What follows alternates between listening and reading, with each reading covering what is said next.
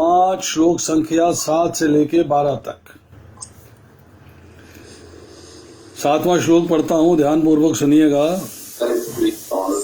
योग युक्त विशुद्धात्मा विजित आत्मा जितेन्द्रिय सर्वभूत आत्मभूतात्मा कुर्वन् अपि न लिप्यते। इसके अनुवाद में श्रील प्रभुपाद लिखते हैं, जो भक्ति भाव से कर्म करता है, विशुद्ध आत्मा है और अपने मन तथा इंद्रियों को वश में रखता है, वे सबों को प्रिय होता है और सभी लोग उसे प्रिय होते हैं। ऐसा व्यक्ति कर्म करता हुआ कभी नहीं बंधता। 6वां श्लोक रिवाइज करते हैं एक बार। 6वें श्लोक के अनुवाद में श्रील प्रभुपाद लिखते हैं, भक्ति में बिना लगे केवल समस्त कर्मों का परित्याग करने से कोई सुखी नहीं बन सकता, परंतु भक्ति में लगा हुआ विचारवान व्यक्ति शीघ्र ही परमेश्वर को प्राप्त कर लेता है। अब देखिए, 6वें श्लोक से स्टार्ट करेंगे और 12वें श्लोक तक जाएंगे। कर्म योग जो है संन्यास योग से श्रेष्ठ है। कैसे? निष्काम कर्म योग के बिना संन्यास दुख प्राप्त कराने वाला है, किंतु निष्काम कर्म योगी ज्ञानी हो जाता है जब ज्ञान प्राप्त कर लेता है, और ज्ञान प्राप्त करने के बाद जब निष्काम कर्मयोगी बनता है तब वह शीघ्र ही भगवान को प्राप्त कर लेता है। अब चित्त शुद्धि न होने पर ज्ञानी के लिए कर्म के फलों का परित्याग दुखदायी होता है, बट अगर वो कर्मयोगी बन जाता है, कर्मयोगी की परिभाषा आपको बताएंगे, तब वो भगवान की प्राप्ति कर लेता। सांख्य योग को अगर सफल करना है तो आपको निष्काम कर्मयोग करना आवश्यक है, और निष्काम कर्मयोग को सफल करना है तो सांख्य योग करना आवश्यक है। अर्थात ज्ञान प्राप्त करेंगे तो निष्काम कर्मयोग में आएंगे, निष्काम कर्मयोग करेंगे तो ज्ञान को समझ पाएंगे। प्राप्त करने का मतलब है ज्ञान को समझ पाना। अब आती है कि जब आपकी भोगों में ममता होगी, मैं करने वाला हूं, कर्तापन का अभिमान होगा, राग और द्वेष होंगे अर्थात अटैचमेंट होगी और घृणा होगी, अनुकूलता होगी, प्रतिकूलता होगी। ये रीजन है जो कि भगवान से आपको विमुख कराते हैं, भगवान से दूर कराते हैं। तो ये लोग भगवान में स्थित होना तो दूर, ये समझ भी नहीं पाते हैं कि भगवान कौन है। अब ऐसा पुरुष जिसके अंदर राग है, द्वेष है, भोगों में ममता है, वो बहुत ही शीघ्र विचलित हो जाता है, विषयों में आसक्ति हो जाती है और पापमय भोगों में फंसकर पथभ्रष्ट हो जाता है। तो इसलिए कहा गया है कि निष्काम कर्म योग जो है वो नेसेसरी है ज्ञान योग करने, और ज्ञान योग नेसेसरी है निष्काम कर्म योग के लिए। अब देखिए, आज बात हो रही है कि कर्म में न लिप्त होने की बात है, कि आपने आपको कर्म तो करना पड़ेगा भाई, कर्म के बिना गाड़ी कैसे चलेगी, कर्म तो करना ही है। मतलब कर्म भोग परायण कर्म नहीं होना चाहिए, मतलब सेंस ग्रेटिफिकेशन के लिए कर्म नहीं होना चाहिए। तो यहाँ पर कर्मयोगी के लक्षण बताए जा रहे हैं कि जो कृष्णा कॉन्शियस पर्सन है, जो कृष्ण भावनामृत में तरक्की कर रहा है, ऐसा व्यक्ति है, एक तो अपने मन और इंद्रियों को वश में करता है, नंबर 2 सबको प्रिय होता है, नंबर 3 सब उसको प्रिय होते हैं, एंड नंबर 4 वो कभी भी जो है बंधन में नहीं बंधता, बंधन से मुक्त होता चला जाता है। अब जो व्यक्ति जो है मोक्ष के लिए प्राप्त, मोक्ष की देखिए सारा खेल जो है मोक्ष प्राप्त करने के लिए है। अब मोक्ष प्राप्त करने के लिए जो व्यक्ति कोशिश कर रहा है, प्रयास कर रहा है, मेहनत कर रहा है, एफर्ट्स कर रहा है, वो बेस्ट है, ही इज द बेस्ट। बुद्धि भी अनकॉन्टेमिनेटेड चाहिए, मतलब विशुद्ध बुद्धि चाहिए। निष्काम कर्म करने के लिए बुद्धि आपकी शुद्ध होनी चाहिए। अनकंटेमिनेटेड इंटेलिजेंस मतलब विशुद्ध आत्मा, कंट्रोल्ड माइंड मतलब विजित आत्मा, और कंट्रोल्ड सेंसेस अर्थात जितेंद्रिय, मतलब ये सारी चीजें जो है उसकी होनी चाहिए। और जितेंद्रिय का अर्थ है कि उसकी इंद्रियां जो है इंद्र विषयों से विलग हों, इंद्र विषयों के प्रति आकृष्ट ना हो, तब आपका जो आत्मा है वो ऑब्जेक्ट ऑफ लव की तरफ आकर्षित होता है, अर्थात आत्मभूत। अब कहते हैं कि सब जीवों के प्रति आपका आकर्षण हो जाएगा। सर्वभूता person is not contaminated by work, अर्थात आप कर्म के फल का परित्याग कर देंगे, कर्म केवल भगवान के लिए करेंगे, तो आप जो है सर्वभूत आत्मा हो गए, सब प्राणियों के प्रति दयालु है। वैष्णव के लक्षण क्या होते हैं? नामे रुचि, जीवे दया, वैष्णव सेवा, मतलब जीवे दया, सब प्राणियों के प्रति दयालु। तो जितेंद्रिय हुआ एक, इंद्रियां वश में है, राग द्वेष से रहित है, इंद्रियां विचलित नहीं होती, उन्हें भगवान में लगाना है और कहीं नहीं लगाना है। विशुद्ध आत्मा, सांसारिक पदार्थ जो है, जो मटेरियल वर्ल्ड है, उसके प्रति आपका आकर्षण नहीं है, उसकी कामना को आपने त्याग दिया है, तो आपकी चेतना शुद्ध होगी। विजित आत्मा मतलब आपने शरीर के सुख और आराम का त्याग कर दिया है। सर्वभूत आत्मा, सब प्राणियों के प्रति आप दयालु हो गए। ऐसा व्यक्ति योग युक्त कहलाता है, जिसमें ये चार लक्षण हो जाते हैं: जितेंद्रिय, विशुद्ध आत्मा, विजित आत्मा और सर्वभूत आत्मा। अब सवाल यह है कि जो बंधन है उसका कारण क्या निकला, निष्कर्ष क्या निकला कि कर्मों के बंधन का कारण क्या है कि आप जब कर्म के प्रति एक ममता रखते हैं, कर्म के प्रति आपकी फल की इच्छा रहती है, कर्म के द्वारा आप सुख की इच्छा करते हो, कर्मों के द्वारा सेंस ग्रेटिफिकेशन भोग की इच्छा करते हो, तब आप जो है बंधन में बंधते चले जाते हो, आपका उसके सिवाय कोई रास्ता नहीं। Then you are in bondage, तब आप बॉन्डेज में हो। तो यहां जो है यही बात कही जा रही है कि जब तक मन और इंद्रियां, मन को छठी इंद्री कहा गया, मन और इंद्रियां अच्छे तरीके से वश में ना हो जाए, तब आपकी जो कॉन्शियसनेस है शुद्ध हो जाए, तब तक जो है साधक जो है, जो प्रैक्टिसिंग पर्सन है, उसको कृष्णा कॉन्शियस नहीं कहा जाता। He is Krishna conscious because उसने मन और इंद्रियों को वश में कर लिया है और उसकी कॉन्शियसनेस जो है, उसकी कंटेमिनेशन खत्म हो रही है, अर्थात कलमश समाप्त हो रहा है और परिशुद्ध हो रही है, बिल्कुल प्योर फॉर्म में आ रही है। तो जिसमें ये सारी चीजें हैं, जो चार चीजों की चर्चा करी, वही जो है असली कर्मयोगी है, वही व्यक्ति जो है असली कर्मयोगी है। अब आता है, हम लोग चलते हैं श्लोक संख्या 8 और 9 में। ये दो श्लोक एक साथ हैं।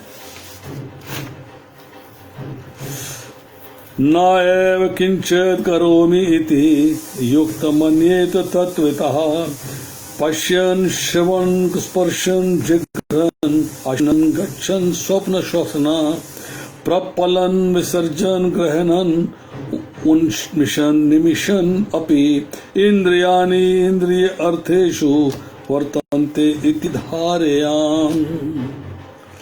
दिव्य भावनामृत युक्त पुरुष देखते, सुनते, स्पर्श करते, सूंघते, खाते, चलते फिरते, सोते तथा श्वास लेते हुए अपने अंतर में सदैव यही जानता रहता है कि वास्तव में वह कुछ भी नहीं जानता। बोलते, त्यागते, ग्रहण करते, आंखें खोलते, बंद करते हुए भी वह ये जानता रहता है कि भौतिक इंद्रियां अपने अपने विषयों में प्रवृत्त हैं और वह इन सब से पृथक है। अब देखिए, यहाँ पर जो है 13 क्रियाओं की चर्चा हुई है।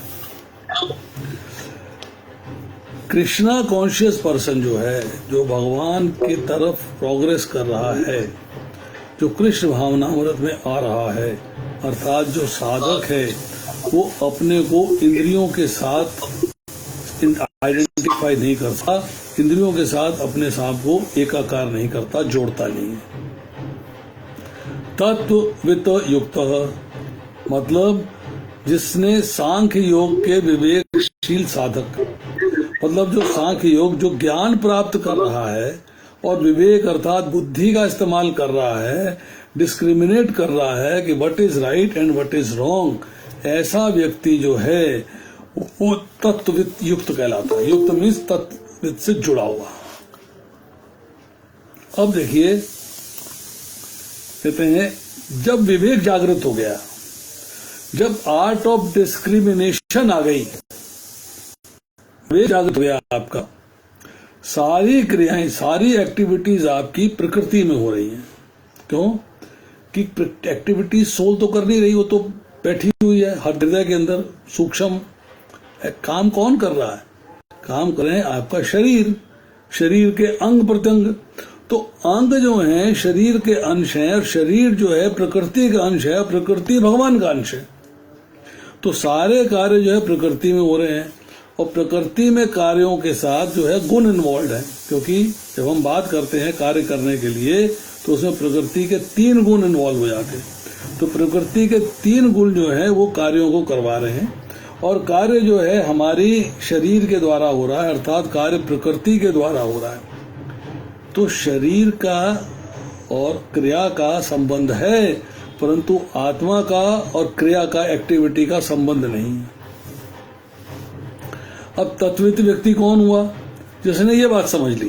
क्या समझ ली? कि क्रिया के अंदर जो कर्तापन है वो उसमें कोई अभिमान नहीं है, वो उसको नहीं देखता है, वो देखता है अपने स्वरूप के अंदर। स्वरूप मेरा जो है आत्मा शुद्ध है, परंतु क्रियाएं जो हैं वो शरीर के द्वारा हो रही हैं, अर्थात इंद्रियां, कर्म की, ज्ञान की, ये सारे के सारे जो अंग हैं शरीर के, ये एक औजार है, हथियार है, इंस्ट्रूमेंट है जो कि कार्य करते हैं। 5 क्रियाएं ज्ञान की यहाँ डिस्कस, ज्ञानेंद्रियों की डिस्कस हुई।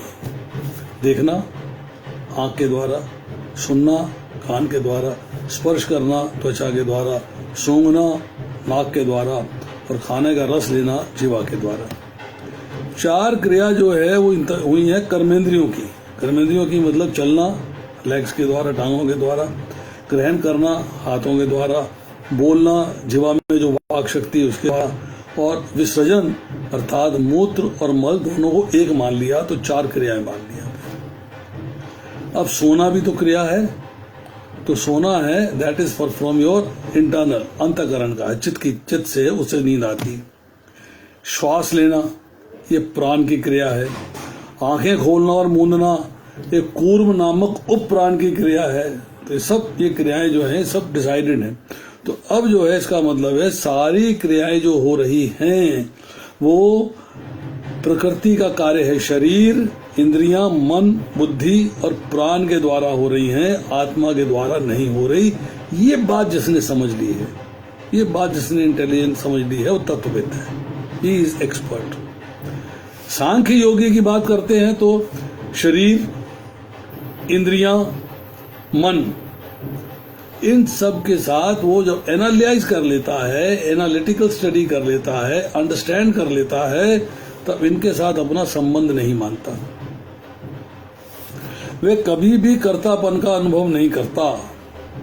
वो कहता है सारी एक्टिविटीज जो हैं ऑटोमेटिक हो रही हैं। जैसे कि उदाहरण दिया गया, आप कार में बैठे हो, ड्राइवर चला रहा है, कार चल रही है, आप भी चल रहे हो, पर आपने अपने आप को कार से कनेक्ट कर लिया।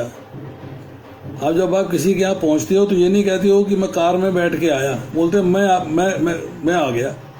मतलब आपने कार को, अपने आप को एक मान लिया। सो इसी तरह जब व्यक्ति जो है प्रकृति के साथ अपना संबंध स्थापित कर लेता है तब वो जो है डूअर बन जाता है कि मैं करता हूँ, कर्तापन का अभिमान आ जाता है। तो प्रभुपाद जी क्या लिखते हैं, यद्यपि ऐसा प्रतीत होता है कि वह अपने शरीर और इंद्रियों से कर्म कर रहा है, किंतु वह अपनी वास्तविक स्थिति के प्रति सचेत रहता है। ये आध्यात्मिक व्यस्तता है। भौतिक चेतना में इंद्रियां इंद्र तृप्ति में लगी रहती हैं, परंतु कृष्ण भावनामृत में कृष्ण की इंद्रियों की तुष्टि में लगी रहती है। जब आपकी कॉन्शियसनेस जो है मटेरियल अट्रैक्शन हो जाता है, तब वो सेंस ग्रेटिफिकेशन के लिए इन तृप्ति के लिए इंद्रियां कार्य करती हैं। बट जब कृष्ण भावनामृत के प्रति कार्य करती हैं, उनकी इंद्रियों को प्रसन्न करती हैं, तब वो व्यक्ति जो है साधक है, ये कृष्णा कॉन्शियसनेस में आगे बढ़ता है।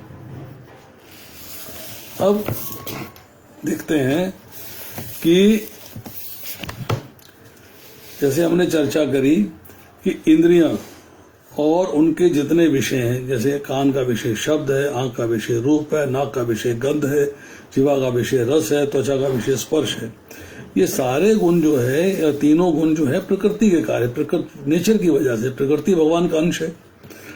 तो अगर सारे कर्मों को प्रकृति द्वारा किया बदलाया गया है, या हम कहते हैं गुण गुणों में बरत रहे हैं, जो कि तीसरे अध्याय के 28वें श्लोक में हमने पढ़ा, या इंद्रियां इंद्रियों में बरत रही हैं, मतलब ये सारी चीजें जो है जब हम डिस्कस करते हैं तो एक ही बात को तीन तरीके से कहा गया है। तो जो भी क्रिया होती है उसमें मुख्य कार्य जो है इंद्रियों का होता है। इसलिए जो है प्राण जो है वो उसको भी इस कई जगह पे इंद्रिय के नाम से वर्णन किया गया है, उसको भी इंद्रिय के नाम से वर्णन किया गया है। अब आती है चर्चा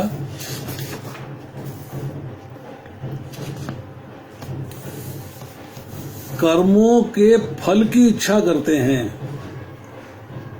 तब बंधन होता है, क्योंकि फल को भोगना है, एंजॉय करना है, तो बंधन होगा।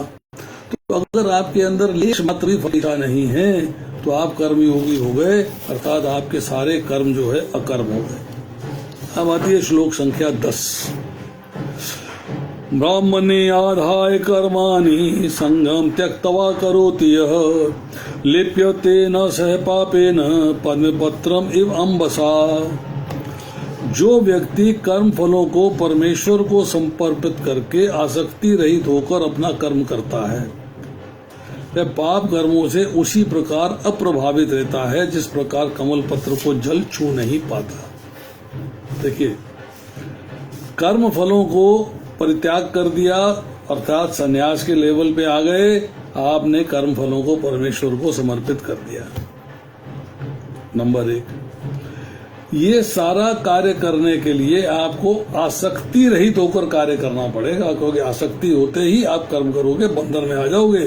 क्योंकि आसक्ति होने से आपको कर्म फल चाहिए, कर्म फल की इच्छा होगी, भोगेच्छा हुई, तो आप भुगतने के लिए आपको शरीर को फिर धारण दोबारा से करना पड़ेगा, उसके बिना आपके पास कोई चारा नहीं है।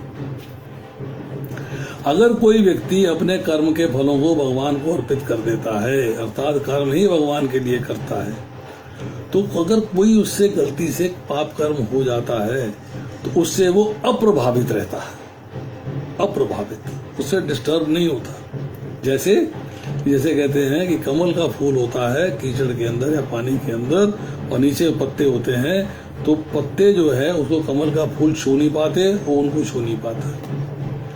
तो यहाँ पर जो है प्रभुपाद जी लिखते हैं, ब्राह्मणी का अर्थ है कृष्ण भावनामृत में, अर्थात जो ब्रह्म से कनेक्टेड है, अर्थात जो भगवान से कनेक्टेड है।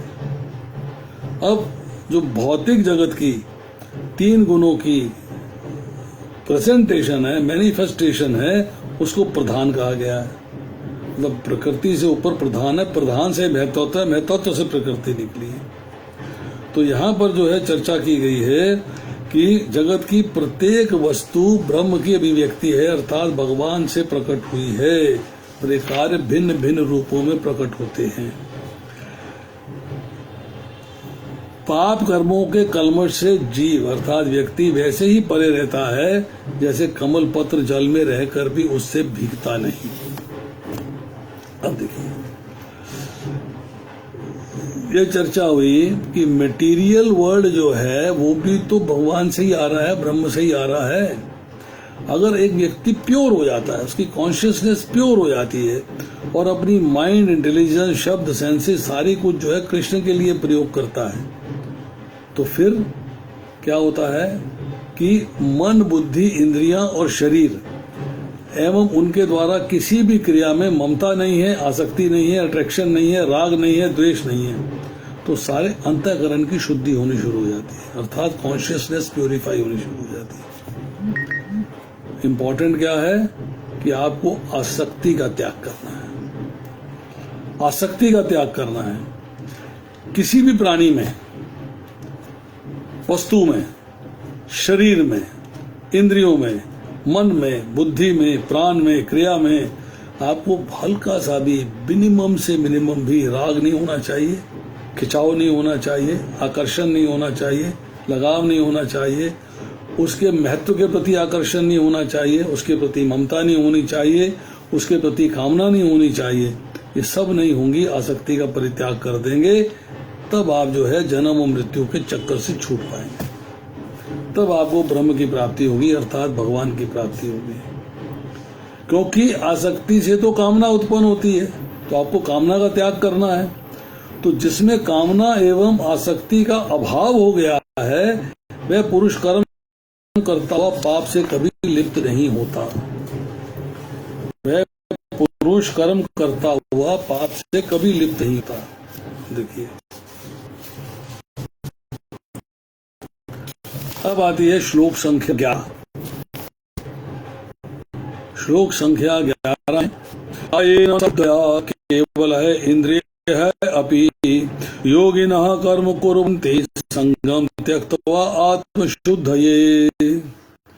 योगी जन आसक्ति रहित होकर शरीर, मन, बुद्धि तथा इंद्रियों के द्वारा भी केवल शुद्धि के लिए कर्म है कि चेतना शुद्ध होनी चाहिए, आपकी कॉन्शियसनेस में प्योरिटी चाहिए। उस प्योरिटी के लिए रूपा जी क्या लिखते हैं, जब कोई कृष्ण की इंद्र के लिए शरीर, बुद्धि एवं इंद्रिय करता है तो कलमश से मुक्त हो जाता है। अर्थात कॉन्शियसनेस में जो कंटेमिनेशन आई है, जो गंदगी आई है, जो है, उससे मुक्त हो जाता है। कृष्ण भावना भावित व्यक्ति के कार्यों का कोई भौतिक फल प्रकट नहीं होता, क्योंकि आपने कार्य ही के लिए किया है, तो आपका भौतिक फल तो मिलेगा नहीं, आध्यात्मिक फल मिलेगा, धाम जाने का रास्ता बनेगा। तो आप यहाँ तो आप बनी। इसलिए कहा गया है कि इहा यस हृदय से कर्मणा मनसा गया निखला स्वव्यवस्थासु जीवन मुक्त स उच्यते।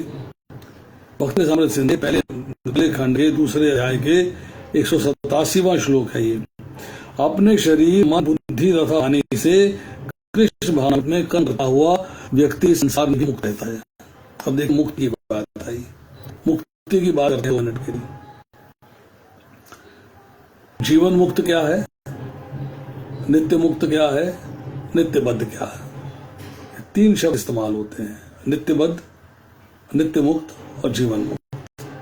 सो इन 3 शब्दों में भेद क्या है। नित्यबद्ध का मतलब है कि हमेशा से बंधन में है,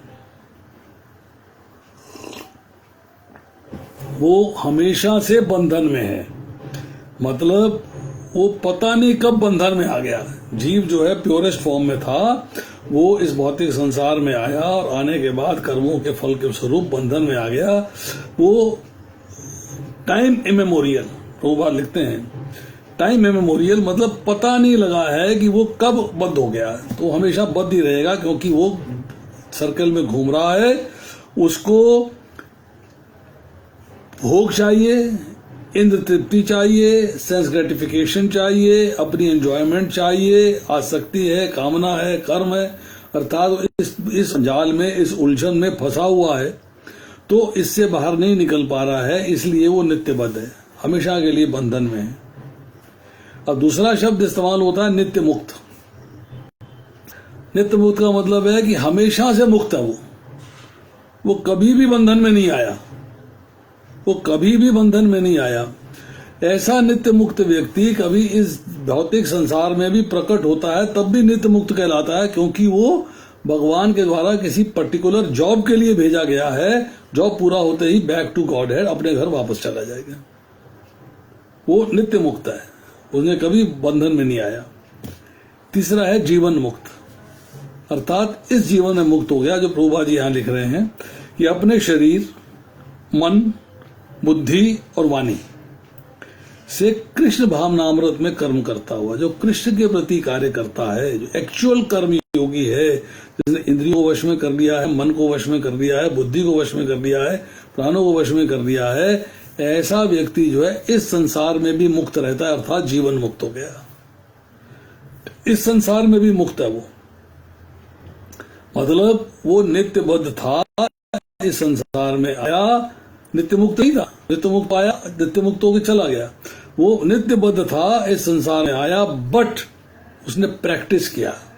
प्रैक्टिस करने के बाद उसने जो है शरीर, मन, बुद्धि तथा वाणी से जब कृष्ण के भाव में कार्य किया है, कृष्ण के प्रति कार्य किया है, तब ऐसा व्यक्ति जो है इस संसार में भी मुक्त हो जाता है, अर्थात वो जीवन मुक्त हो गया। अब उसमें अहंकार नहीं रहता, क्योंकि वह विश्वास नहीं करता कि वह भौतिक शरीर है अथवा ये शरीर उसका है, अर्थात फाल्स ईगो नहीं होती। मैं शरीर हूं, शरीर मेरा है, ये आइडिया उसने छोड़ दिया। अभी उसको फाल्स ईगो नहीं है, वह स्वयं कृष्ण का है, प्रत्येक वस्तु कृष्ण की है। अब यहां आता है प्रश्न एक सिंपल, कि आपको शरीर किसने दिया? शरीर जिस वस्तु से बना है, शायद मन, बुद्धि, अहंकार से बना है, पृथ्वी, जल, अग्नि, वायु, आकाश से बना है, 5 ज्ञान की इंद्रियां, 5 कर्म की इंद्रियां, 5 उनके विषय, और उसके बाद भौतिक प्रकृति, ये सारी की सारी चीजें जो है कृष्ण का अंश है। जब ये कृष्ण की दी हुई वस्तुएं हैं, और अगर हम इनको जो है कृष्ण के लिए इस्तेमाल नहीं करते, अगर हम इनको जो है कृष्ण के लिए इस्तेमाल नहीं करते, तो क्या हम बुद्धिमान हैं? आर वो इंटेलिजेंट? ये बात समझाने के लिए भगवान कहते हैं कर्मयोगी, अर्थात जो एक्चुअल कर्मयोगी है, वो मन, बुद्धि, इंद्रिय और शरीर के द्वारा होने वाली किसी भी एक्टिविटी में, किसी क्रिया में ममता नहीं रखता, आसक्ति नहीं रखता, केवल अंतःकरण की शुद्धि के लिए कार्य करता है, मतलब कॉन्शियसनेस को प्योरीफाई करने के लिए कार्य करता है। तो this part is very important. अब आती है चर्चा, हम थोड़ी सी करते हैं इसी श्लोक में। तो भक्ति योगी जो है वो इन वस्तुओं को अपना नहीं मानता कि शरीर मेरा है, नहीं मानता, क्योंकि शरीर तो भगवान का है, भाई मेरा कहां से है? मन, बुद्धि, अहंकार, जितनी भी चीजें, इंद्रियां, प्राण, सब भगवान की हैं, मेरी नहीं है। और शास्त्र की दृष्टि से देखता है तो जन्म मृत्यु का कारण क्या है? अविद्या, अज्ञान, मतलब। और जब वो प्रैक्टिस करता है तो बात समझता है, अंडरस्टैंड करता है प्रैक्टिस करते हुए कि जन्म मृत्यु का कारण जो मेन क्या है? भौतिक संसार के प्रति आकर्षण, उसके प्रति राग है। संपूर्ण पाप, मतलब पुण्य फल हो तो भी पाप फल कहलाते हैं हम उसको, क्योंकि शरीर धारण करना पड़ता है। जिस भी कर्म के फलस्वरूप शरीर धारण करना पड़ता है, शरीर धारण करना ही पाप है। तो कहते हैं कि कामना ही सारे पापों की जड़ है। इसलिए पापों का मूल कारण क्या है? कामना का ओरिजिन। कामना का ओरिजिन है आसक्ति से। आसक्ति का ओरिजिन, आसक्ति होती है इंद्रियों का इंद्र विषयों से संयोग। जब इंद्रियों का इंद्र विषयों से कनेक्शन होता है तब आप जो है कामना, आसक्ति होती है, फिर कामना प्रकट होती है, फिर कार्य होता है। तो ब्रेकिंग पॉइंट कहाँ होगा? ब्रेक कहाँ करना है? ब्रेक करना है इंद्र विषयों को इंद्रियों से अलग कर देना, मतलब इंद्रियां जो है अलिप्त हो जाएं। आपको चीज दिखाई दे रही है, आपने मुझे नहीं मतलब इन बातों से, आप नॉट इंटरेस्टेड। मैं किस में इंटरेस्ट हूं? भगवान में। भगवान के नाम, रूप, गुण, लीला, धाम के वर्णन में, उसकी कथाओं में, उनके सुनने में, उनको बोलने में, उसी में मेरी इच्छा है, उसी में मेरी श्रद्धा है, वही मैं करना चाहता हूं। तो मेरी सुख सुविधा, मेरा सम्मान, मेरी इज्जत, मेरा मान, मेरी बढ़ाई, ये इच्छा का सर्वथा त्याग कर देना और कर्म जो है करना है केवल भगवान के लिए। That will take you to moksha. अब आती श्लोक संख्या 12। युक्तः कर्म फलम त्यक्त्वा शांतिम आपनोति नैष्ठिकीम अयुक्तः कामकारेण फले सक्ता निबध्यते। निश्चल भक्त शुद्ध शांति प्राप्त करता है क्योंकि वह समस्त कर्मफल मुझे अर्पित कर देता है। किंतु जो व्यक्ति भगवान से युक्त नहीं है और जो अपने श्रम का फल कामी है वह बंध जाता है। तो एक सिंपल सेंटेंस में भगवान ने बात समझा दी कि शुद्ध शांति का अर्थात यह है मेरा धाम। किसको प्राप्त होता है? निश्चल भक्त को। निश्चल मत मतलब जो भक्ति के मार्ग से विचलित नहीं होता उसको प्राप्त होता है। नंबर 1। उसके लिए करता क्या है? वो भक्ति के मार्ग से विचलित नहीं होना है तो करता क्या है कि अपने कर्म फल मुझे अर्पित कर देता। जो बात पीछे आई कि कर्म फल जो है भगवान को अर्पित कर दिए। परंतु अयुक्त काम कार्य न, जो व्यक्ति भगवान से युक्त नहीं है, जिसने अपने आप को भगवान से जोड़ा नहीं है, नंबर 1, चूंकि भगवान से जोड़ा नहीं है या सुपरफिशियल है तो वो क्या करता है कि जो भी कार्य करता है उसका फल भोगना चाहता है, अपने श्रम का फलकामी है। तो ऐसा व्यक्ति जो है बंधन में आ जाता है। यहाँ प्रभुपाद जी लिखते हैं, पहला तो कृष्ण के प्रति आसक्त रहता है और दूसरा अपने कर्मों के फल के प्रति आसक्त रहता है। 2 कार्य करता है वो। ये 2 तरह के लोग हो गए, 2 कार्य हो गए। एक कार्य करने वाला है अपने कृष्ण के प्रति आसक्ति है, दूसरा कार्य करने वाला है उसको अपने कर्मों के फल के प्रति आसक्ति है। तो जो व्यक्ति कृष्ण के प्रति आसक्ति रहकर उन्हीं के लिए कर्म करता है वह निश्चय ही मुक्त पुरुष है। उसने अपने कर्म फल की कोई चिंता नहीं व्याप्ति। तो यहाँ पर जो है जो बात हमने पहले कही वही बात फिर रिपीटिशन है कि कृष्णा कॉन्शियस पर्सन में और जो बॉडी कॉन्शियस पर्सन है दोनों में भेद क्या है, ये चर्चा आ रही है। युक्त पुरुष जो है बना है युज धातु से। युज का मतलब होता है जुड़ना, लिंक करना, जोड़ना आपस में। अब अलग अलग अध्याय के अंदर अलग अलग जगह पे युक्त का अर्थ जो है अलग अलग आया है। वो प्रकरण के हिसाब से कैसी वहां पे डिस्कशन चल रही है, कैसी वहां भगवान बात समझाने की कोशिश कर रहे हैं, उसके अनुसार जो है इनके वर्णन आए।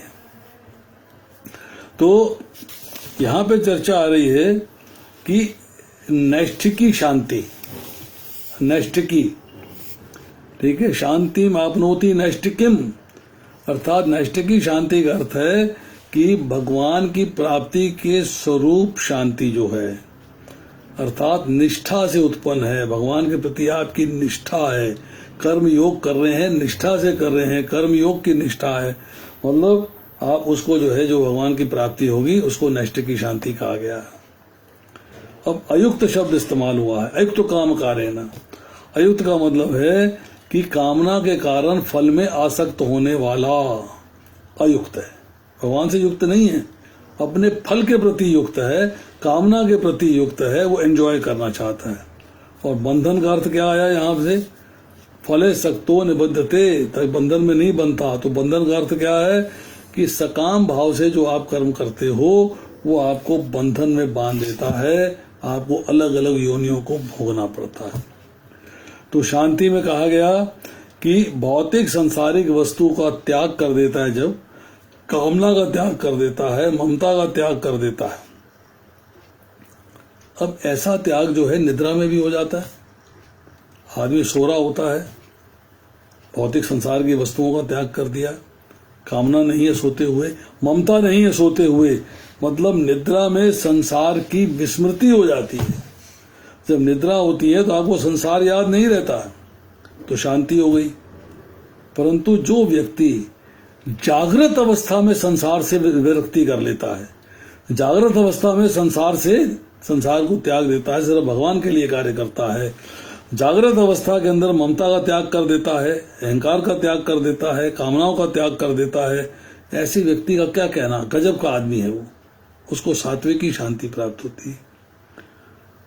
अयुक्त मैंने बताया जो व्यक्ति अपने कर्म मतलब सकाम कर्म करता है परंतु अपने आनंद के लिए करता है, वो अपने इंटरेस्ट के लिए कार्य करता है, भोगों के लिए कार्य करता है, भगवान से जुड़ा हुआ नहीं, वो उसने अपने आप को भगवान से नहीं जोड़ा।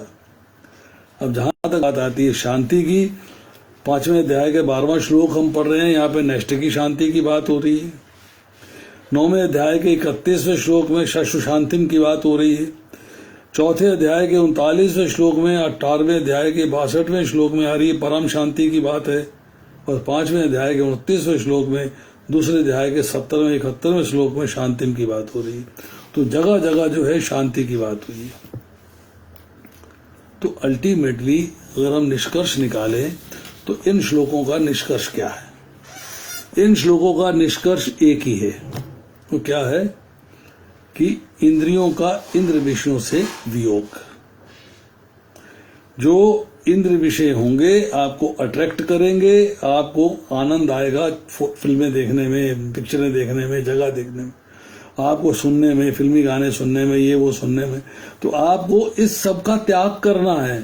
जब इस सब का आप त्याग कर देंगे, इस सब से छुटकारा पालेंगे, छुट्टी पालेंगे, इसका मतलब ये है कि आपकी भोगों के प्रति आसक्ति का आपने त्याग कर दिया। जब भोगों के प्रति आसक्ति का त्याग होगा तो कामना का त्याग हो जाएगा। कामना का त्याग होगा तो कर्म जो है वो आपको अपने आनंद के लिए नहीं करेंगे। तो जब आपका फिर हौले हौले अट्रैक्शन भगवान की तरफ बढ़ेगा तो आप कर्म जो है भगवान के लिए करेंगे, आपका इंटरेस्ट जो है भगवान के लिए हो जाएगा। And you will start enjoying Krishna consciousness. तब आप साधक के रूप में जो है आगे बढ़ते चले जाओगे। तो चौथे अध्याय के 23वें श्लोक में लिखा है कि निष्काम कर्म योग से संचित कर्म भी समाप्त हो जाते हैं।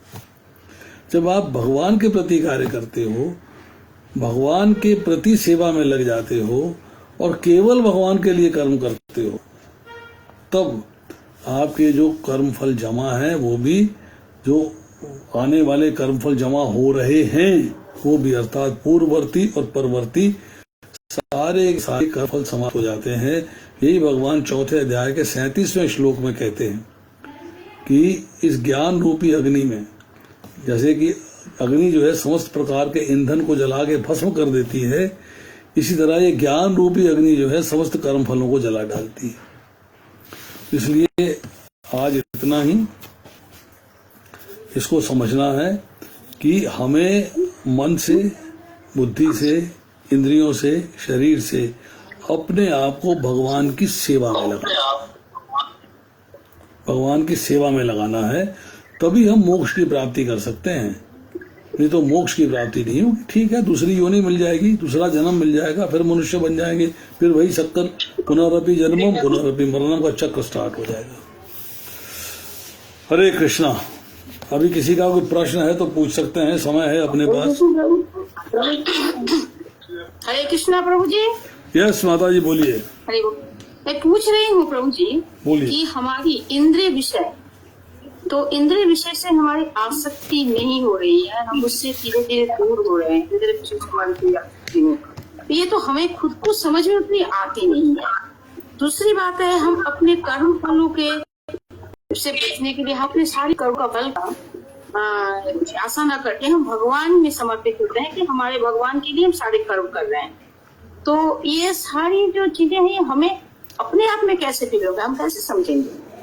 और तीसरी क्वेश्चन है कि सांख्य योग जो है कि इसकी एनालिसिस किस चीज के लिए करेंगे? जैसे प्रकृति, जीव, ईश्वर, काल, कर्म, इन लोगों की एनालिसिस करना है सांख्य योग के द्वारा। देखिए, आप ना कंफ्यूज नहीं होइएगा जी।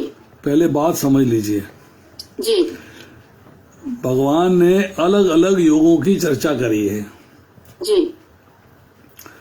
एक है सांख्य योग। जी। सांख्य योग है कि आपको ज्ञान होना चाहिए। जैसे कि भगवान ने भगवत गीता में 5 चीजें डिस्कस करी हैं, ईश्वर, जीव, प्रकृति, काल और कर्म। आपको ईश्वर का ज्ञान होना चाहिए जी। काल का, समय का ज्ञान होना चाहिए जी। प्रकृति का ज्ञान होना चाहिए जी। कर्म का ज्ञान होना चाहिए और जीव आत्मा का ज्ञान होना चाहिए। जी। जब ये सारे ज्ञान होंगे तब आप समझोगे जी। कि मेरा भगवान के साथ संबंध क्या है। जी। मैं कौन हूँ, मैं कहाँ से आया हूँ, मेरा भगवान के साथ संबंध क्या है, भगवान कौन है, मुझे उनके साथ संबंध कैसे निभाना है, माया क्या है, बंधन क्या है, प्रकृति क्या है, ये प्रकृति हमें जो है बार बार इस भौतिक बंधन में क्यों बांधती है, ये ज्ञान प्राप्त करना है। जी। अगर आपने ये ज्ञान प्राप्त नहीं किया है, आपने एंजॉय किया, शरीर खत्म हो गया, बात खत्म होगी, इसके बाद कल किसने देखा है, वो एक सिचुएशन अलग है। पर इस ज्ञान से आपको एक ज्ञान प्राप्त हो रहा है कि भाई मेरे को जब असली आनंद लेना है तो भगवान के धाम में जाके ही होगा। जी यहाँ से आनंद नहीं मिला है, आनंद है, खुशी है, सब कुछ है, पर मेरा असली आनंद जो है वो तो भगवान के धाम में जाके होगा। जी यही बात जो भगवान कहते हैं, कर्मजम बुद्धि युक्ता ही फलम त्यक्त्वा मनीषिणः जन्म बंध विनिर्मुक्ता पदम गच्छन्ति अनामयम। पदम गच्छन्ति अर्थात अनामयम, जो जगह, जो स्थान, जो पद है वो कष्ट से दूर है, कुंठा से दूर है, परेशानी से दूर है, दुख से दूर है, वो मेरा धाम। तो मेरे धाम में आना जरूरी है, तभी मोक्ष है, जिसे मुक्ति कहते हैं, मोक्ष कहते हैं। तो अगर हम जो है सांख्य योग, अर्थात हमें ज्ञान प्राप्त होना चाहिए, चाहे थोड़ा सा ज्ञान प्राप्त होकर बात समझ में आ जाए। जी किसी को थोड़े से ज्ञान की प्राप्ति से बात समझ आ जाती, किसी को बहुत लंबा प्राप्त करा रहता तो बात समझ में नहीं आती। जी एक व्यक्ति जो है बिल्कुल अनपढ़ था, भूखा नंगा, कोई उसके पास बाहर नहीं, कपड़ा नहीं, लत्ता नहीं, उसके पास कोई बर्तन नहीं, कुछ नहीं, भीख मांगता था, खा लेता था, जो कपड़े पहने हुए। उसके महात्मा जी मिल गए, महात्मा जी से कहने लगा, महात्मा जी मुझे ऐसा बताओ, भगवान के दर्शन करा दो, मुझे भगवान के दर्शन करा दो। ज्ञान तो था नहीं, अनपढ़ आदमी था। अब भगवान के दर्शन करने हैं तो अनपढ़ आदमी है, ज्ञान है नहीं, करना कुछ आता नहीं, तो दर्शन कैसे होंगे? कुछ तो करना आए, कुछ भी नहीं आता। तो अल्टीमेटली महात्मा जी ने बताया तो भगवान से किया, कहने लगा भगवान की सेवा करूं, कैसे करूं सेवा, मेरे पास तो कुछ है ही नहीं। कहने लगे मन से किया कर, मानसिक सेवा। कहते मानसिक सेवा कैसे करूं? समझ ले ये है तेरे हाथ में, उसने रखी हुई है, तो पतीले में दूध डाल दिया, ऐसी दूध डाल दिया, तो पतीले में चावल डाल दिए, चीनी डाल दी, फिर कड़छी से हिलाना शुरू कर दिया, नीचे आग लगा दी, खीर बन गई। अब तूने खीर को कटोरी में डाला और भगवान को खिला दिया। ना पतीला है, ना आग है, ना माचिस है, ना बर्तन है, ना चावल है, ना दही दूध है, ना चीनी है, कुछ नहीं है। तो वो रोज ना नए नए पकवान भगवान को बना के खिलाता था, खूब खिलाता था। तो एक दिन जो है उसने देखा कि मैं खीर बना के खिला रहा हूँ, देखूं खीर गर्म तो नहीं है, तो उसने ऐसी मन से खीर उंगली डाल दी, उंगली जल गई। ये तो गर्म है भाई, खीर भगवान के पास असली आ रही है, चाहे मन से बना रहा हूँ पर खीर असली आ रही है। तो एक दिन जो है उसके मन में आया कि भगवान को जो है नींबू पानी पिलाया जाए। तो उसने जो है लोटा लिया, उसमें 3 मुट्ठी चीनी डाल दी, पानी डालना है और नींबू डालना है। तो मन हुआ ये लोटा छोटा है, इसमें 3 मुट्ठी चीनी ज्यादा है, तो 1 मुट्ठी निकाल लेता हूं मैं। तो लोटे में हाथ डाला और 1 मुट्ठी चीनी निकाल के बाहर निकालने लगा, तो भगवान ने आगे हाथ पकड़ लिया। भगवान कहने लगे तू क्या कर रहा है? बोले आप कौन? बोले मैं कन्हैया, जिसके लिए तुम नींबू पानी बना रहे हो। जी मैं तो कन्हैया हूँ जिसके लिए नींबू पानी बना रहे हो। बोले ऐसा था कि वो मुझे लगा कि चीनी ज्यादा हो गई है, तो मैं 1 मुट्ठी चीनी बाहर निकाल रहा था। भगवान कहने लगे अच्छा भाई ये बता, तू बड़ा भारी भक्त है, तूने चीनी लाने के लिए कोई खर्चा किया था क्या? तूने कोई चीनी में खर्चा किया था? खर्चा तो नहीं किया। तो जब चीनी में खर्चा नहीं किया तो मैं में ज्यादा मीठा पी लेता, मुझे क्या फर्क पड़ता, ज्यादा मीठा पी लेता, तू वापस क्यों निकाल रहा है? तो भगवान देख रहे भाव, पर उसे इतना ज्ञान मिला कि मुझसे भगवान ये ज्ञान मिला, ये ज्ञान योग था, ये सांख्य योग था। बात समझ में आ गई कि ज्ञान योग के अंदर कि भैया भगवान को ऐसे भी अर्पित किया जा सकता है। तो ज्ञान योग जब होगा तब आप उसके बाद आएंगे। भगवान ने कहा ना अब निष्काम भाव से कर्म करना बता रहा हूँ, यदि ऐसे ज्ञान से कर्म करोगे तो कर्म के बंधन से मुक्त हो जाओगे। अब आपको जो है अगला स्टेप क्या है कि सकाम कर्मी नहीं बनना है, ज्ञान प्राप्त करके निष्काम कर्म योगी बनना है। तो निष्काम कर्म योगी बनेंगे तो आपका मन प्योरीफाई होगा, ज्ञान और प्राप्त होगा। ज्ञान योगी बनेंगे तो मन और प्योरीफाई होगा, निष्काम कर्म योग करेंगे तो आप जो है आगे बढ़ते चले जाएंगे। तो अल्टीमेटली आप मोक्ष के रास्ते चल गए, और मोक्ष के रास्ते जाने के लिए सबसे इम्पोर्टेंट चीज क्या हो गई कि आपको जो प्रभुपाद लिखते जगह जगह साइंस ऑफ सेल्फ रियलाइजेशन, आत्म साक्षात्कार का विज्ञान, क्वेश्चन आपके मन में आने चाहिए और उनका उत्तर प्राप्त करना है। इतना भी ज्ञान प्राप्त हो जाएगा तो फिर आपको नहीं आएगी। अगला प्रश्न है कि कैसे पता लगेगा कि हम जो है भगवान की सेवा कर रहे हैं तो सेवा ठीक हो रही नहीं हो रही, या भगवान हमारी सेवा से प्रसन्न है कि नहीं है। भगवान हमारी सेवा से प्रसन्न है कि नहीं है, भगवान हमारी सेवा स्वीकार करते हैं कि नहीं करते हैं। ठीक है, उत्तर है आपके पास 2 नौकर हैं। आपने अपनी दुकान से एक नौकर से कहा ये ले भैया 50,000 रुपए बैंक में जमा कराया, फॉर्म भर के दे दिया। नौकर गया 50,000 जमा कराए, आपको उसने रसीद ला के दे दी, लो रसीद। अगले दिन आपने दूसरे नौकर को 50,000 पकड़े, बोला जरा बैंक जाके जमा कराइयो।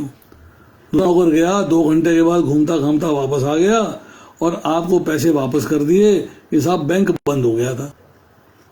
बोले भी बैंक तो 2 बजे बंद होता है, तू 12 बजे गया था। कल वो लड़का गया था 12 बजे, 12:30 बजे पैसे जमा करा के रसीद दे दी, सारे काम कर दिए, और तू जो है 12 बजे गया और 2 बजे आ रहा और कह रहा बैंक बंद हो गया। ऐसा क्यों है भाई, क्या किया? बोले सब गलती हो गया था, मैं बाहर निकला तो मौसी का लड़का मिल गया था, वो मेरे को अपने घर ले गया। वहाँ मौसी ने चाय बना दी, बिस्किट दे दिए, नमकीन दे दिया, कुछ अपना घर बार की बातें होने लगी, खेत खलिहान की बातें होने लगी, 2 उसी के यहाँ बज गए, बैंक में जा ही नहीं पाया। अब तीसरे दिन पैसे भेजने तो पहले व्यक्ति के हाथ भेजोगे कि दूसरे व्यक्ति के हाथ भेजोगे? पहले व्यक्ति की। मतलब जिस व्यक्ति ने सेवा अच्छी करी तो सेवा ज्यादा मिल रही है, और जो व्यक्ति सेवा अच्छी नहीं कर रहा उसको सेवा नहीं मिल रही है।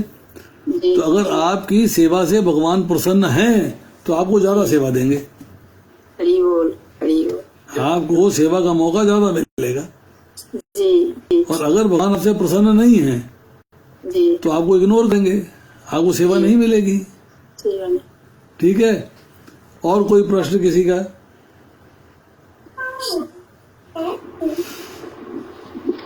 हरे कृष्णा प्रभु जी, दंडवत प्रणाम। यस, बोलिए मोनिका, बोलिए। प्रभु जी, जो 12वें श्लोक में द्वैत भाव लिखा हुआ है, इसका क्या मतलब होता है? 12वें श्लोक के अंदर द्वैत भाव कहाँ लिखा, बताइए मेरे को पहले। सबसे नीचे वाली लाइन में, परपट के। हाँ जी, तात्पर्य के। भागवत में किसी कर्म के फल की चिंता परम सत्य के ज्ञान के बिना द्वैत भाव में रहकर कार्य करना बताया गया है। 12वें श्लोक की बात कर रहे हैं आप? हाँ जी, हाँ जी। अब सबसे नीचे तो नहीं है, 4th 5वीं लाइन है। भागवत में किसी कर्म के फल की चिंता का कारण परम सत्य के ज्ञान के बिना द्वैत भाव में रहकर कर्म करना बताया गया है। कृष्ण भगवान है, कृष्ण भावनामृत में कोई द्वैत नहीं रहता। द्वैत का मतलब होता है ड्युअलिटी। ड्युअलिटी का मतलब होता है जैसे कि हर्ष और शोक, लाभ और हानि, रात और दिन, ठीक है, प्रेम और घृणा। मतलब आप जो है ये कहा है कि भागवत में किसी कर्म के फल की चिंता, उसमें आपको जो है कोई हर्ष शोक लाभ हानि करनी या करनी का भेद नहीं करना है, सिर्फ भगवान के लिए कार्य करना है। द्वैत भाव खत्म हो गया, समझे नहीं? कृष्ण ही भगवान है, इसमें कोई आपने दूसरे भगवान के बारे में सोचना नहीं है। इसलिए आपको जो है कृष्ण भावनामृत में कोई द्वैत नहीं। कृष्ण भावनामृत means you are focused on Krishna, आप कृष्ण के ऊपर फोकस्ड है। तो द्वैत तब आएगा कि आप कृष्ण की भी भक्ति कर रहे हैं, दूसरे की भी भक्ति कर रहे हैं। एक और कहानी सुनिए, पहले भी सुना चुका हूँ, आज फिर सुनाता हूँ। द्वैत कहाँ से आता है? देखिए, व्यक्ति क्या करता है। एक व्यक्ति ने भगवान से कुछ प्राप्त करने की इच्छा करी, तो उसने जो है भगवान कृष्ण की एक छोटी सी मूर्ति लाई और कांच पर सजा दी और रोज अगरबत्ती लगाने लगा। सकाम कर्म योगी है, सकाम कर्म कर रहा है, भगवान की पूजा कर रहा है, अगरबत्ती जला रहा है, कामना है। 6 महीना बीत गया, कोई फायदा नहीं हुआ। अब द्वैत भाव आ गया, यार ऐसा करो दूसरे किसी को ले आता हूँ दूसरे ले आता हूँ। तो दूसरे को लाया, वहां बिठा दिया, भगवान को ऊपर ला दिया। अब उसकी अगरबत्ती होनी शुरू हो गई। 2-3 महीने बीत गए तो एक दिन देखता है कि जो अगरबत्ती जला है उसका धुआं जो है ऊपर जाके भगवान की नाक में जला है। तो बात समझ में आ गई, तो भगवान को नीचे उतारा, गोदी में रखा, सहलने लगा, रोने लगा। कहता मैं आपको समझ नहीं पाया कि आपके अंदर आपकी नाक में मेरी अगरबत्ती का धुआं है, उससे मैं बड़ा कष्ट में हूँ, बड़ी परेशानी में हूँ। मैं आपसे क्षमा याचना करता हूँ। मैं चाहता हूँ कि आप मुझे क्षमा कर दीजिएगा, क्योंकि मैं आपको कष्ट दे रहा हूँ। भगवान प्रकट हो गए। भगवान प्रकट हो गए तो बोलने लगा, 6 महीने तो मैं अगरबत्तियां करता रहा, तब तो आप प्रकट नहीं हुए। अब तो मैं दूसरे की गलती कर रहा हूँ तो आप प्रकट हो गए। अब तुम आपके लिए अगरबत्ती नहीं कर, मैं दूसरे के लिए अगरबत्ती कर रहा हूँ, आप प्रकट हो गए। भगवान क्या कहते कि पहले तू मैकेनिकल था, मतलब बिना भाव की अगरबत्ती जला था। आज तूने रियलाइज किया कि मेरी नाक में सकता है, मुझे भी कष्ट हो सकता है। तूने मुझे सगुण साकार स्वीकार किया है कि यस, मेरी नाक में भी धुआं जा सकता है, तो मुझे तेरे लिए प्रकट होना पड़ा। तो अगर हम देख, द्वैत भाव का मतलब है दूसरे के लिए।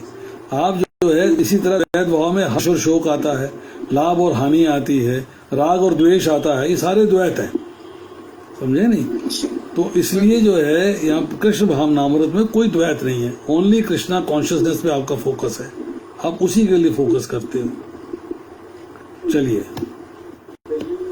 आज आपने अपनी वीडियो ऑफ क्यों कर रखी है? वीडियो ऑफ है, चल रही वीडियो तो चल रही है। नहीं, आपकी फोटो तो आनी थी। नहीं आ रही? आ रही है, क्लियर आ रही है। आ रही है अभी तो अच्छी से क्लियर आ रही है। अब नहीं आ रही? मेरे फोन में नहीं आ रही है। हाँ, फोन की पोजीशन ठीक करो, फोन की पोजीशन ऊपर नीचे कर देखो। नहीं, बस जी लिखा हुआ आ रहा है, फोटो नहीं आ रही है, सिर्फ गोविंद माधव लिखा हुआ है। फिर देखिए फोटो आ रही सामने, अब आई? नहीं, अभी भी नहीं आई है। कोई गड़बड़ होगी मेरे फोन में।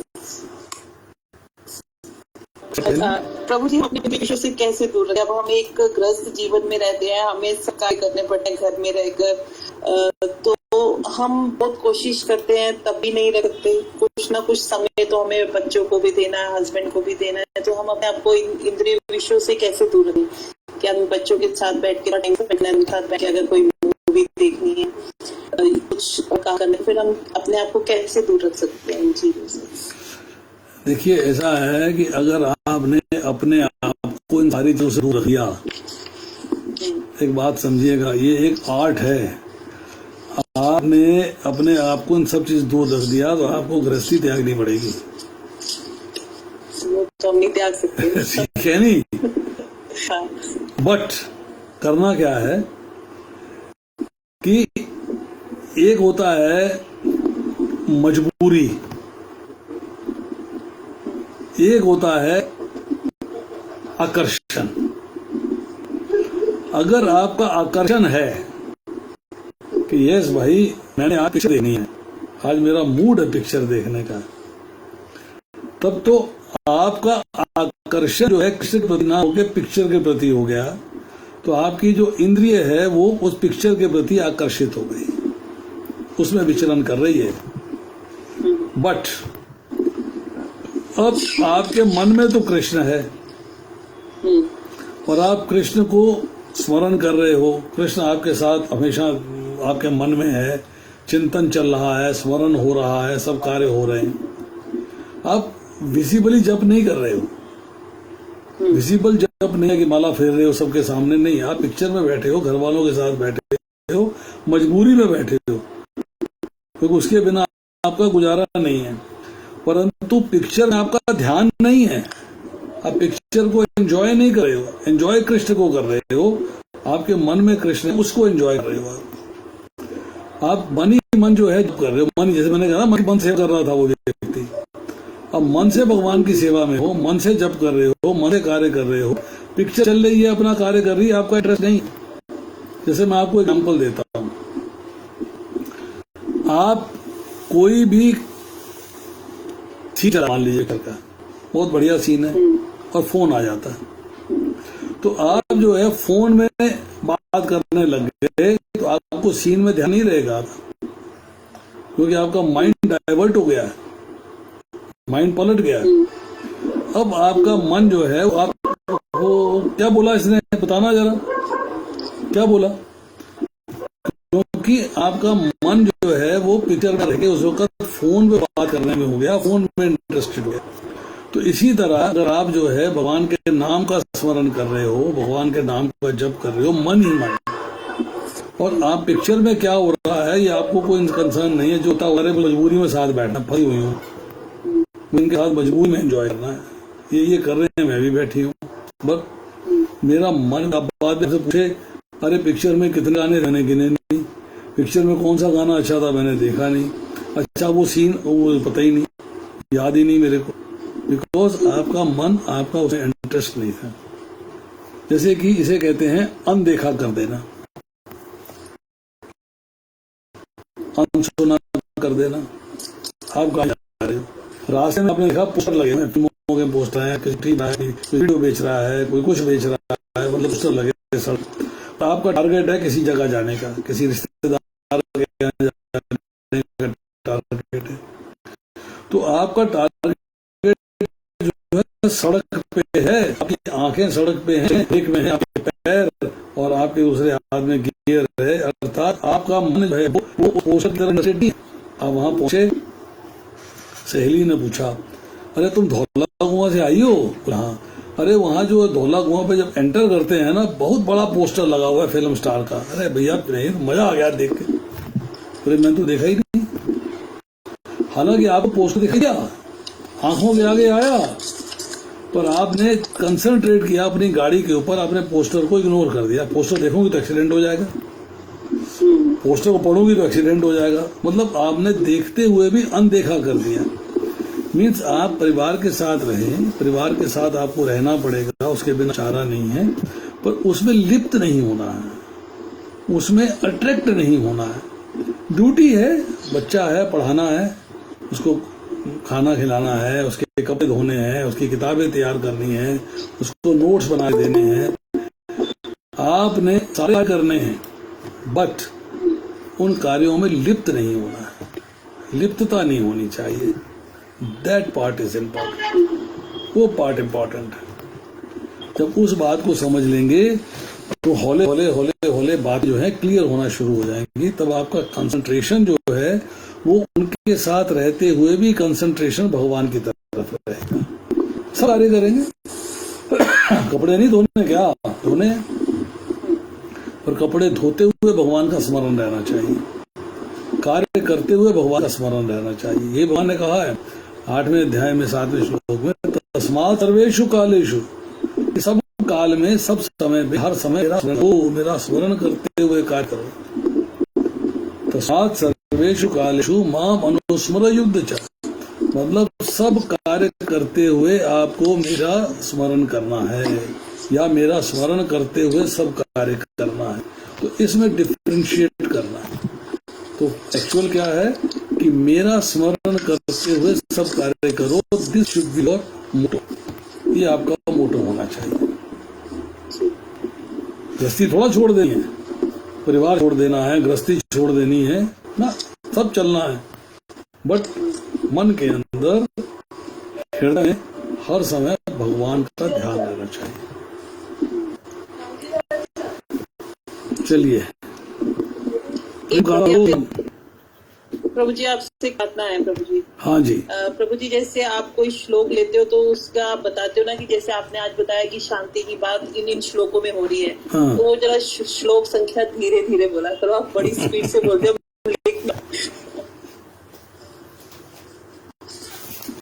साहब को लिखना है क्या?